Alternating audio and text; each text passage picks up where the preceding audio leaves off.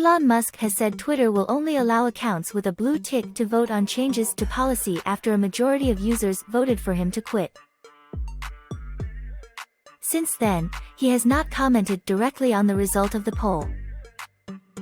But he has said that Twitter will alter its rules so that only people who pay for a subscription can vote on company policy.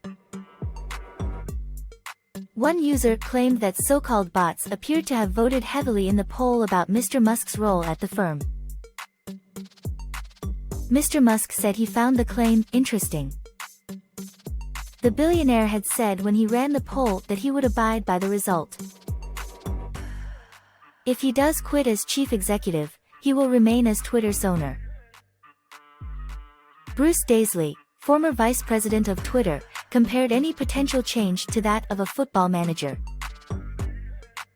The chairman still remains and Elon Musk is going to be that ever-present voice in the back of the room, he told the BBC's Today program. In response to a tweet saying Twitter Blue subscribers should be the only ones that can vote in policy-related polls. "We actually have skin in the game," Mr. Musk said. "Good point, Twitter will make that change." Twitter's paid-for verification feature was rolled out for a second time last week after its launch was paused. The service costs $8 per month, or $11 for people using the Twitter app on Apple devices, and gives subscribers a blue tick. Previously, a blue tick was used as verification tool for high-profile accounts as a badge of authenticity and was free. On Monday, Mr. Musk held a poll on his future as chief executive.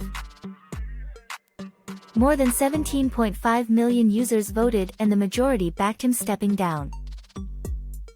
"I will abide by the results of this poll," the Elon Musk December 18, 2022. While the poll was running, he replied to one user suggesting there was no replacement chief executive lined up, saying, "No one wants the job who can actually keep Twitter alive. There is no successor." The technology tycoon, who also runs electric car maker Tesla and space rocket firm SpaceX, has faced much criticism since taking over the site.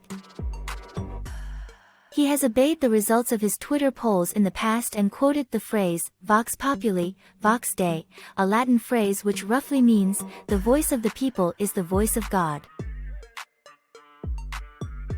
Mr. Musk bought Twitter for $44 billion in October after attempting to back out of the deal. Since taking control, he has been criticized for his approach to content moderation, with some civil liberties groups accusing him of taking steps that will increase hate speech and misinformation. On Friday, he was condemned by the United Nations and European Union over Twitter's decision to suspend some journalists who cover the social media firm. He has also fired about half of Twitter's staff. Mr. Daisley said through Mr. Musk's activity, you could get a hint over what he was thinking through his replies to users. "He does seem to be quibbling with the vote," he added. Mr. Musk has also been accused of neglecting his electric car company Tesla, which is where most of his wealth is. Tesla shares have lost more than 60% in value this year, with some saying his obsession with Twitter is destroying the brand. Last week, Leo Kogwan, the third largest individual shareholder in Tesla, called for Mr. Musk to step down as the boss of the electric car maker. Elon abandoned Tesla and Tesla has no working CEO. "Tesla needs and deserves to have working full-time CEO," he tweeted.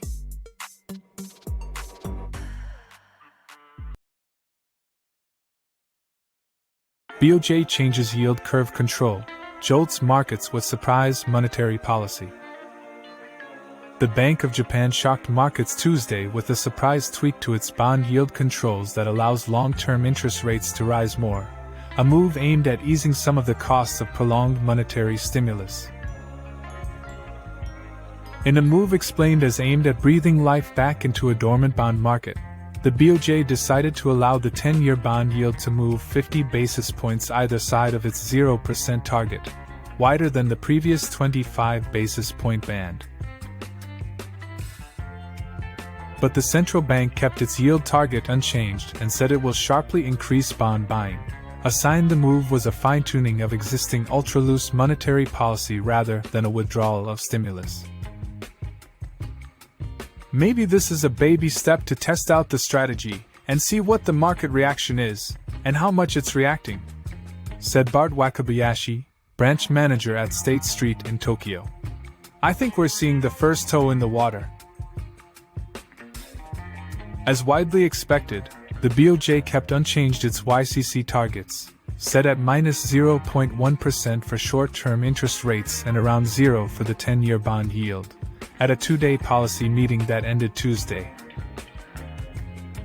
The BOJ also said it would increase monthly purchases of Japanese government bonds to 9 trillion yen per month from the previous 7.3 trillion yen. Through these steps, the BOJ will aim to achieve its price target by enhancing the sustainability of monetary easing under this framework, the BOJ said in a statement, signaling that the move was aimed at prolonging YCC rather than phasing it out.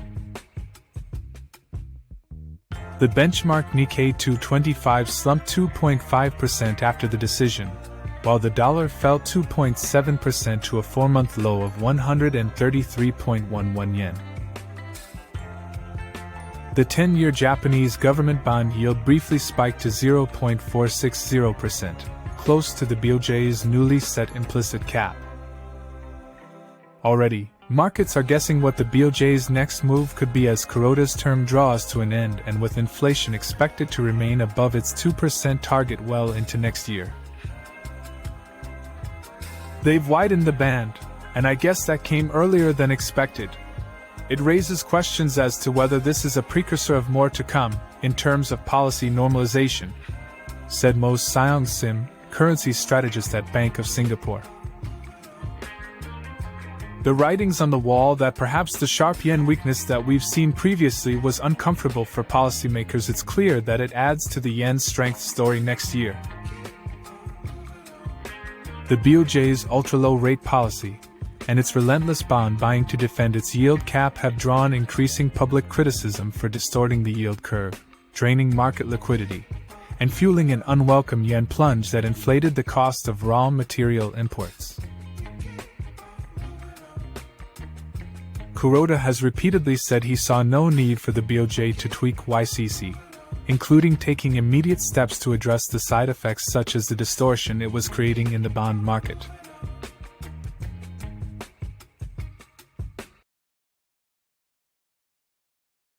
House probe of January 6 pro-Trump riot is cooperating with DOJ special counsel, reports say.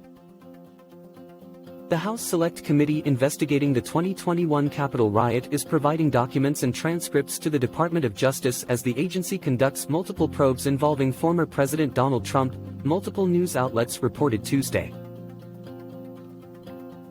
The committee's reportedly extensive cooperation with the Justice Department was revealed one day after lawmakers on the panel voted unanimously to refer Trump to the DOJ for criminal prosecution. The committee started sending special counsel Jack Smith documents and transcripts last week, Punchbowl News reported earlier. Smith had asked the panel in a December 5 letter to share all the materials it had gathered from its 18-month probe, according to the outlet. NBC News confirmed later Tuesday that the committee had received the letter from Smith's office, citing a source familiar with the matter. Much of what the committee has given to DOJ is reportedly related to former White House Chief of Staff Mark Meadows and attorney John Eastman, who pushed a legal theory to try to reverse Trump's loss to President Joe Biden. The DOJ has also received Meadows' text messages, along with witness transcripts related to an Eastman-backed scheme to try to appoint pro-Trump electors in key states in the 2020 election, Punchbowl reported. Spokesmen for the Select Committee and the DOJ did not immediately respond to CNBC's requests for comment. Meadows and Eastman are each mentioned more than 100 times in a 154-page executive summary of the Select Committee's investigation of the January 6, 2021, insurrection. On that day, a violent mob of then-President Trump's supporters stormed the Capitol and disrupted the peaceful transfer of power to Biden, whose 2020 election victory Trump has never acknowledged as legitimate. The summary was released Monday, as the committee referred Trump to the DOJ for multiple crimes, including conspiracy to defraud the government and inciting or assisting an insurrection. The committee's final report is set to come out Wednesday. Some members of the committee have already confirmed that the panel has provided some materials to the DOJ before they are set to be released publicly later this week.